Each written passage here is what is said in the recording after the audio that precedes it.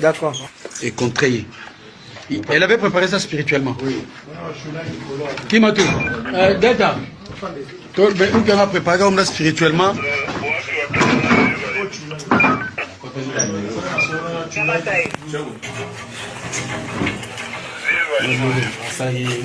Je parle makambo na yebi te na lobakate na lobaka oyo na salaka ona okokate na salaka na lobakate. Donc je suis pas les mêmes bochanga na ramo côté na bateau ba misala ko leka ko ya ko loba derrière monga na zakarar na yaka ko lobelo est important comme na recommander bino psaume 143 ko sala ngo ba jour misatu et sala makambala mi balé na journée kanga carême ko réciter prière mbalami satu ko pona o ya mai ndambu mela ndambu sokolo. Beaucoup de gens bazali ko leka. Nous avons deux sortes de porte-monnaie. Okay. Nous avons la porte-monnaie magique et puis la porte-monnaie du bonheur. Oh. La porte-monnaie magique, c'est quoi? C'est une portefeuille qui produit l'argent chaque jour. Okay. Les alliés porte-monnaie bimisakambongo chaque jour.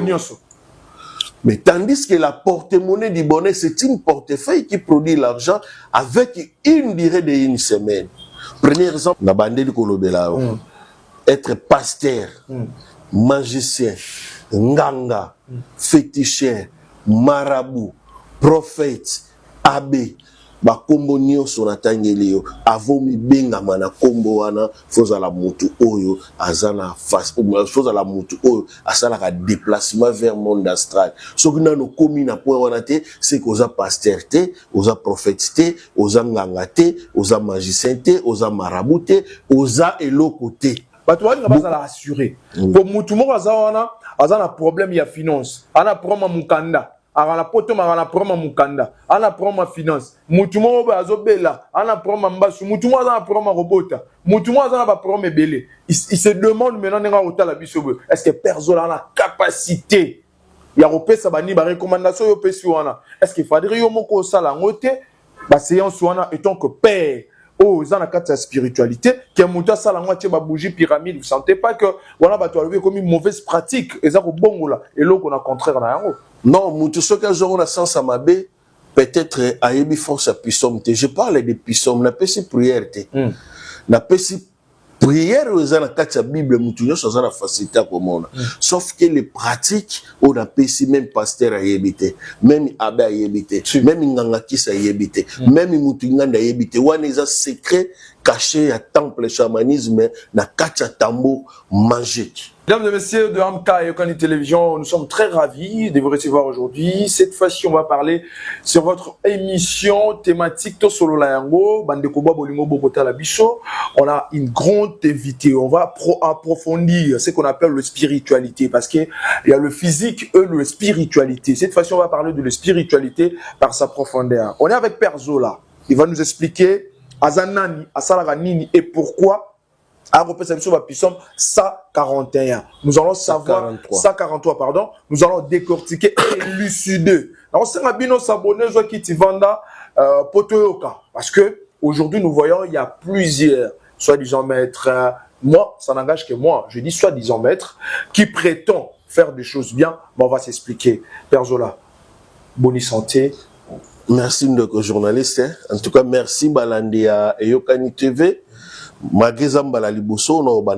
c'est Père Zola, naza un peu reconnu parce que naza na page, compte, tu peux yebinga mwandambo, ngana fa na Congo central, précisément naza na Mwanda, matadi pe na sanctuaire, Manzangu pe naza na sanctuaire. Voilà, quand tu parles de Manzangu, on appelle Simbote na bandeko ya Loma Tene, na appelle Simbote na bandeko ya Mwanda. Barota la biso Congo central mobimba na bino. Alors Père Zola, qui est Père Zola réellement? Merci, Père Zola. Je suis guide suprême à Temple Chamanisme. Dans un guide spirituel numéro 1 à Temple Chamanisme Pouvoir Réel. Pouvoir réel. Alors, il faut prétendre qu'aux la Père. Parce que tout le monde a rappelé, il y a de pères spirituels catholiques, il y a de pères spirituels des églises des réveils. Quand tu parles de père spirituel, de quelle entité? Il y a église Topé et Tonga. Quand vous parlez entre être père, cause à la père, non, cause à la père spirituelle, différence ces alliés. Oui, différence ces alliés, cause à la père spirituel mutu mususu ezaka façon de parler ndeti nga nazolo ba père spirituel nanga papa Zola mais nga moko sikoyo nde papa Zola naza homme spirituel ou azali ko diriger temple chamanisme et pouvoir réel. Temple chamanisme et pouvoir réel, ça dit tout simplement, c'est la communication entre les deux mondes. Mouto Azali n'a facilité, il y a ça la communication entre les deux mondes. Le monde de la mort et puis le monde des vivants, il y a un chaman. Donc je suis un chaman, pourquoi? Parce que dans le chamanisme et pouvoir réel, les vrais magie. Avant tout, côté, dans les Camboya Pichom, vous allez comprendre, c'est parce que photo limbolé en bien. Alors, tiens, on sait la différence entre le monde. Bon, disons, le monde y a bakoufi, tout y a baoui, dans le monde réel. Voilà. Alors, capacité à comment on a monté dans le monde réel, dans le monde physique, c'est ce qu'on appelle la magie. Donc, c'est-à-dire, au côté on a magie, tout azali ko ça le temps que père nabo koko, na o etali kibonzambe, mais ali a ba descendant ya ba koko na yo. Parce que sur le plan spirituel, il y a une différence entre Mouto azali ko ça là, il appelle le père spirituel, c'est-à-dire au Dieu vivant, ou à quel amo qu'il lance avec le père, au bassin la ancestral, to magie. Merci. Mouto na nous appelle à Maëlle, na bandé de kolobela. Être pasteur, magicien, nganga, féticheur, marabout, prophète, abbé, ba kombo nyonso na tangeli yo avant mi benga mana kombo wana foza la mutu oyo azana face foza la mutu oyo asala ka déplacement vers monde astral soki nano komi na point wana te c'est que oza pasteur te oza prophète te oza nganga te oza magicien te oza marabout te oza eloko te. Beaucoup de gens nazali komona lelo bazali koleka nga naza maître spirituel na pesa ka batu boye na sala ka boye mais physiquement en voyant comme ça yemoko nanu mutazolo bazala ba problème spirituel mais ça m'étonne ozomona ke mutazolo bake aza un maître spirituel donc pona kozonga na mutuna na yo en réalité na ngina lobela yo mutu nyonso va mibenga mala ba kombo nyonso otangelinga ou na tangelio il faut azala mutu asala ka déplacement vers monde astral. Voilà, très bien. Je pense que les téléspectateurs vont comprendre et puis vont en la profondeur. Ah, tu as le maman de mots, mais tu as le spirituel. Voilà. Alors, tout solo la maman qui est dans le Cambodge, tu as ça.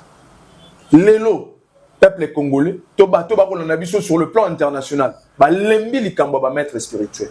Voilà. Ils en ont marre, bah pesi confiance. Bah lobby cette fois-ci les gens regardent bah tu vas dire ah père Zola il est sous mais cette fois-ci il est oh tout le monde encore bah toi comme un charlatan et puis tout le monde père Zola il est beau au lobby les sous que bandeko ba koloba bah on va prendre spirituel yom to za moto spirituel au moni mais biso to monité est-ce que bah tu vas avoir ça la confiance par rapport il y a ba pratique toi ba travail au yo ko ça là bah pour que bah toi ça sous des cités na ba charlatan par exemple ne ou loba.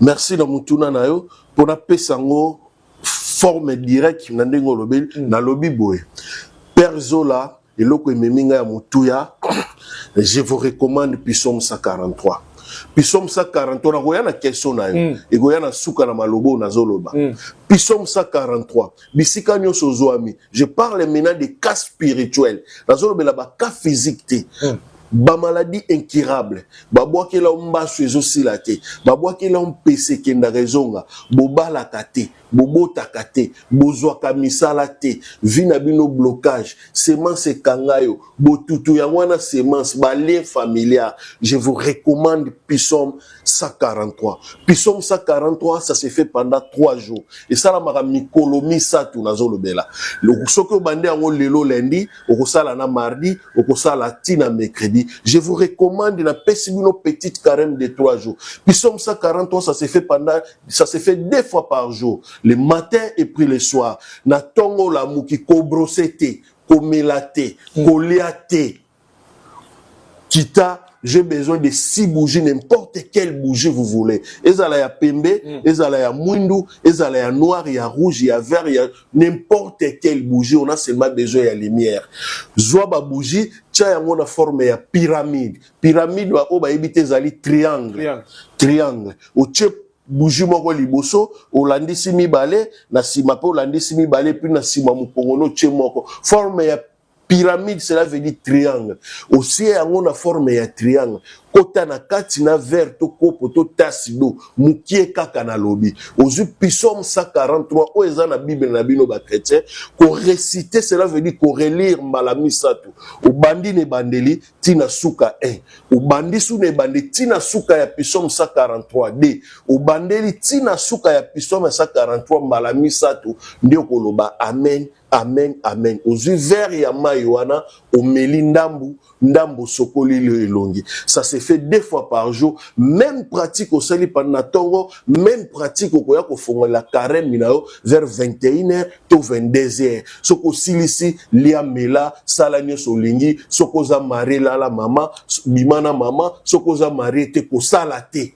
Ce que vous avez sala na yo, ce que vous avez vous ne pouvez pas le faire ça, s'il vous plaît, parce que c'est très dangereux, parce que prière est très puissant. Je parle des cas spirituels. Dans le Bible, bobo takate, bozana balin familiar, bobo takate, bobo ngakate, blocage, semence kangayo, bo tutu, ba problème nyos, ba maladie incurable, mbaso si la gate, ba boakelo balin nanjote si la gate. Je vous recommande Psaume 143, ce que vous bikite. Soko Bikite, mon numéro, c'est plus 243 89 24 155 91 à la fin. Plus 243 89 24 155 91. Soko Bikite benga Papa Zola, Yoruba Papa Zola, prière au Pesagibiso au aussi. Journaliste, tchaka pe numéro, yoza la témoin oculaire na bango, Soko Bikite, bengi Papa journaliste, muto memena kibiso za muto lukuta. Alors, pourquoi seulement que Psaume 143? Parce que dans le lettre spirituel, c'est comme si Psaume, les aura plus avancé pour se faire concentrer Moutou. Pourquoi on peut dire que Psaume 143? Merci beaucoup. Moi, j'ai fait la chamanisme et pouvoir réel. J'ai été initié d'un père qui a son âme, mais c'est Albert Davici. Il était blanc. On a suivi sa classe, dans 4 classes, l'école humanitaire. On a suivi l'école primaire, na ké na Kibula, na petit séminaire, na silisi na ké na grand séminaire, na maïdi, na santu ba o ba yebi ba yebi. De ces places na kendaki kozwa, initiation ya chamanisme, pouvoir réel et vrai manger. Na zone na mutuna na yo, na kati ya chamanisme, pouvoir réel, nous avons une livre qui s'appelle Tambour magique. Tambour magique, ils en a 503 pages. 503 pages, je dis bien. Na 503 pages, ou alors, banda kotanga, moko, tio koko mana 222 bar ND, de koya kokuta na neloko to bengi, les pratiques de Psaume na kati. De Psaume nyonso, o, da kati, christianisme, basé la geza na kati. Chaque Psaume, ils en a procédure, basé la kango, ils en a pratique, basé la kango. Ils en a la bateau, bazolo kamisala, bazoka misala te. Ils ont Psaume 23. Ce que bengi Papa Zola, na kopeso Psaume 23, l'Éternel est mon berger, je ne manquerai de rien. Na kopeso pratique nango et puis okozonga oko témoigner ce que zumu salate na longoli nzambala oyo na koleka su na ba plateau te. Père Zola, est-ce que au contourner les biso Bible parce que on peut ça ba recommandation, ba toi nga bazala assurer.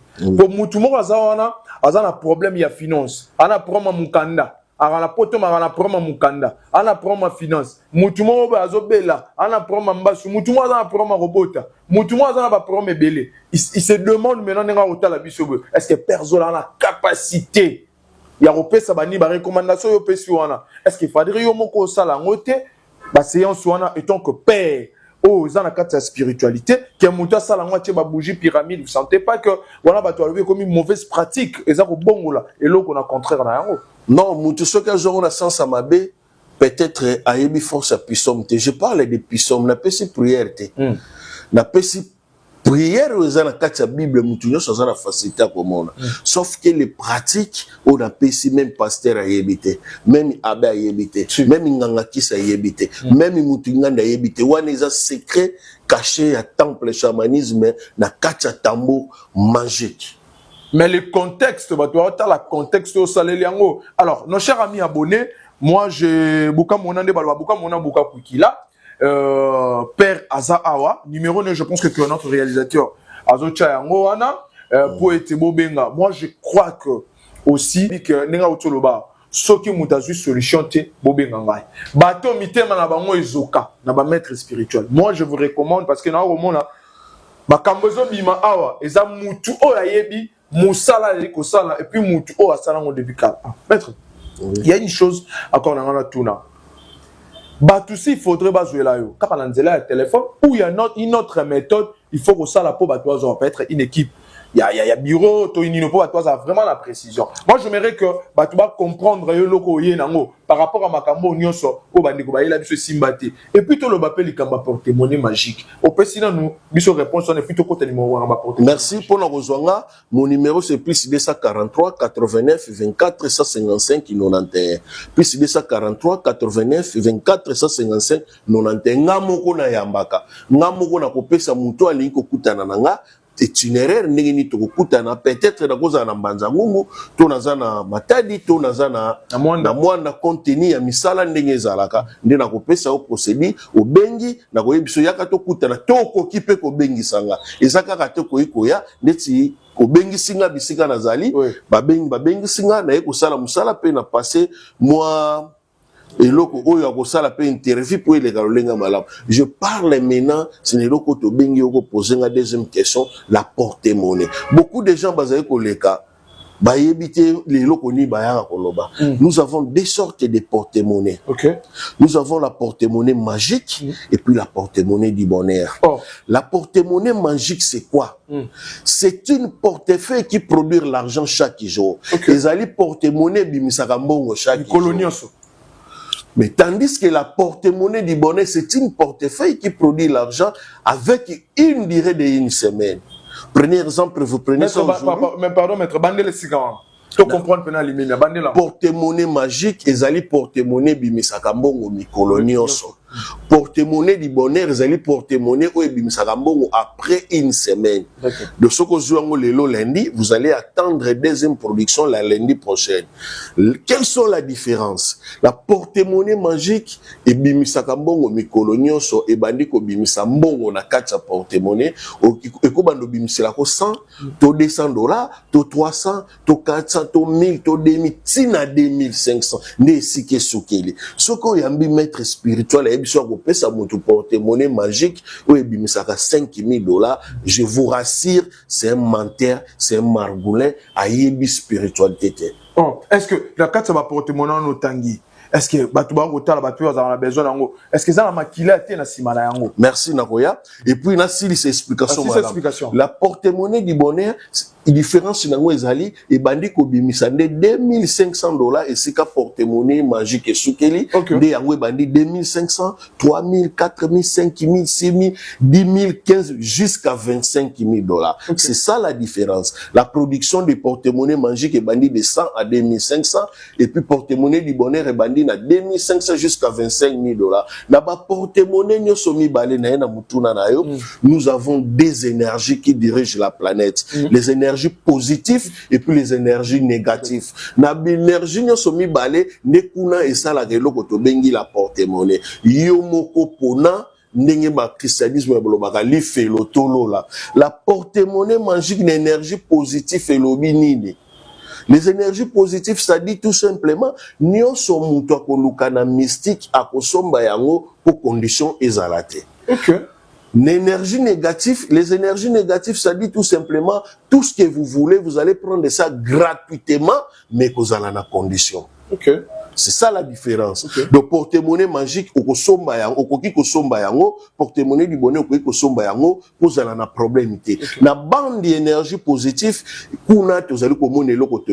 l'offrande divine. On a chrétien, on a islam basé comme sadaka. Offrande divine. Prenez exemple, vous prenez votre porte-monnaie magique chaque jour $2500. Guana siko tokendaka na énergie positive, tokendaka na calcul mental. Calcul mental de $2500 pendant 30 jours, c'est ça qui faisait un mois. Ndeko pesa buntu à cause de la valeur, si je n'oublie pas, il y a $75,000 par, si je n'oublie pas. Oui, c'est $75,000 chaque fait à mois. Ndé osa obligé les 10% les 10%, il y a 75 000 $, des alliés, 7 500, qui est des difficultés, au qui est dans la prison, au qui est dans l'orphelinat, au qui est dans la maison des veuves, au qui est dans la difficulté, au sali, sadaka. Ça s'est fait pendant 3 premiers mois. Ce qui 3 premiers mois, il est à tous qui il y a 3 mois, au salaka 3 premiers mois. À tous qui il y a une année, au salaka 3 premiers mois, au sali sadaka na ndesili. Ce que tu as une énergie négative, au copé ça et l'autre côté, il y a Ophélie. Na tchebino na défi, mon numéro c'est plus 243 89 24 155 90. Benga papa zola nazan et l'autre côté, nazan na posa porte-monnaie. Esprit à copé ça yo, et puis esprit à kosenga yo oye aligné, parce que kuna, ils ont makamambongo, il faut qu'on s'attendre à sacrifice humain. Pour na clôturer na porte-monnaie, excusez-moi. Porte-monnaie magique et puis porte-monnaie du bonheur, nyon somi balé à kaka ya contrat. On ne peut jamais signer contrat avec un esprit pour la libérer. Nous sommes des éphémères, les esprits restent pour l'éternité. Les contrat. Le contrat bandit dans 3 mois, 5 mois, et pendant 3 mois, 6 mois, 1 année, 2 ans, 3 ans, jusqu'à 5 ans. Les contrat. Ce qui contrat, si porte-monnaie va disparaître, ils ont dépendre de la gérance. Pour clôturer sous question, nous avons encore ce qu'on appelle la distributeur de monnaie magique. La distributeur de monnaie magique, la valise ya mbongo. Na vrai terme na ngo bazobenga la distributeur de monnaie magique. Kuna muta koki kozo 100 000 $, 200 000, 300 000, 4 jusqu'à 5 millions de $. Ce n'est pas moi qui va vous donner, c'est les esprits. C'est un contrat signé avec l'esprit. Même les porte-monnaie, papa Zola, ce que les lots coûtent dans moutou, azana pour sa porte-monnaie, aïbso soma porte-monnaie, tozo porte-monnaie. Moi je te dis, c'est du mensonge. Pourquoi? La porte-monnaie, quand on disait la porte-monnaie magique, c'est les esprits qui donnent. C'est un change for change. Esprit à PCO. Et ça, que papa Zola zoa PSAE. Ça se fait pas. Même aux États-Unis, même aux Kinshasa, même aux ville Nazalaga. Ngate na pesaka porte-monnaie. Esprit mouta pesaka. Pourquoi? Parce que vous allez signer contrat avec les esprits. Ngate moutou na sala la transaction magique à Bongo. Esprit ne mouta kabando ke zoa Bongo, azoya kotike la yo. Alors, Père Zola, question moi Elibiso, batum sousou, le but qui est ici baraté parce que ce qui va permettre et puis batum sousou vous avez des conditions quand même ceux qui l'exprit à la famille peut exister la libre. Merci beaucoup. D'ailleurs, dans le temple chamanisme, avant de toute chose, on commence la vérification divine. La vérification divine, ça dit tout simplement contrôle spirituel. Contrôle spirituellement, ce que la médecine va bien un examen. Nous avons comme la qui cité ça à passer un examen. Ce qui ont passé des examens, les esprits babolobi au côté aussi mangote, là nous allons directement le logotobengi pouvoir ancestral. D'accord. La carte pouvoir ancestral, nyon sezali bomengo, libala, bomongo, guérison, nyon sezali nakati. Merci, on a mis tout na yo, oza muta maele parce que mituna na yo, ils appellent ya bato maele.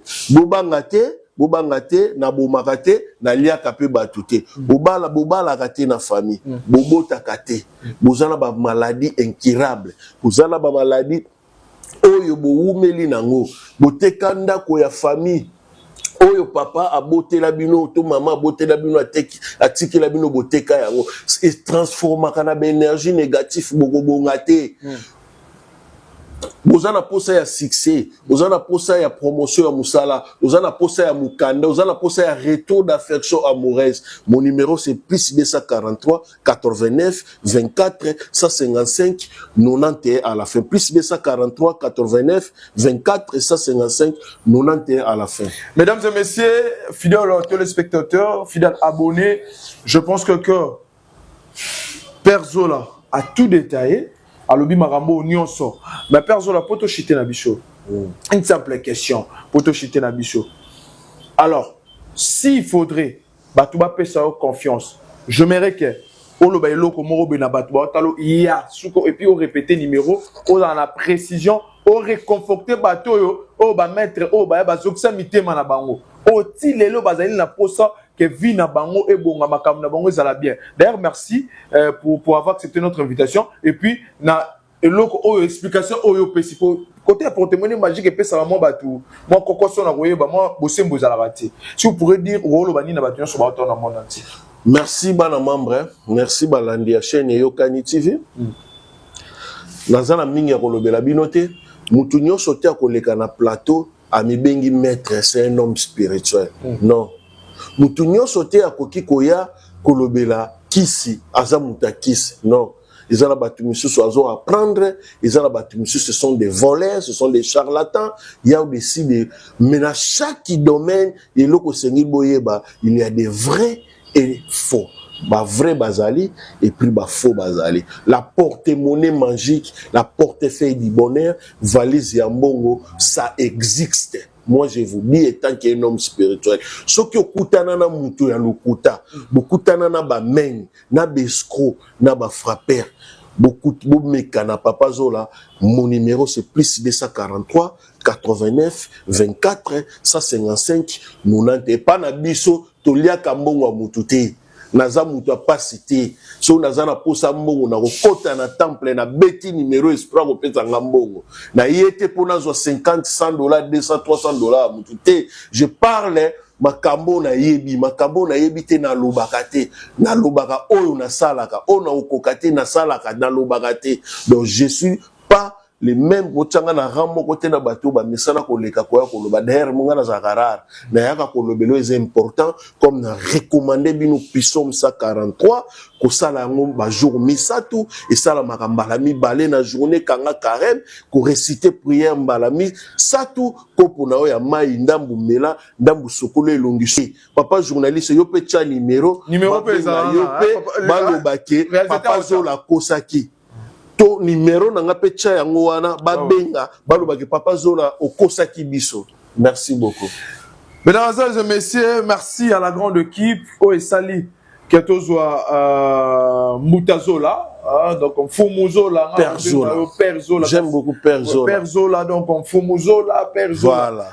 Voilà. Donc pour tous joyeux, je pense que les ambassadeurs parce que tu as vraiment la question mingi. Il y a retour na oso de côté pendant musulman spiritualité. Merci la franchise na yo, aux ali francs, au meki bandeko po baye bana. Mes chers amis, abonnez, partagez, likez, pesa mutu sango, perzo la zali wana numéro na yango wana bengaye bo solo la. Je pense que ba charlatan nyonso bateau nyonso ba sala bino mabe koto yo au solution na Psaume 143. Babi Psaume 143, ça peut faire quelque chose si vous croyez. Et ko ça ali kamboso yo mo pozo croire. Merci beaucoup Père Zola. Merci. Restez branchés sur nos antennes car nous allons vous retrouver pour d'autres numéros avec le Père Zola pour bien s'exprimer et puis bien s'expliquer. Au revoir. Merci.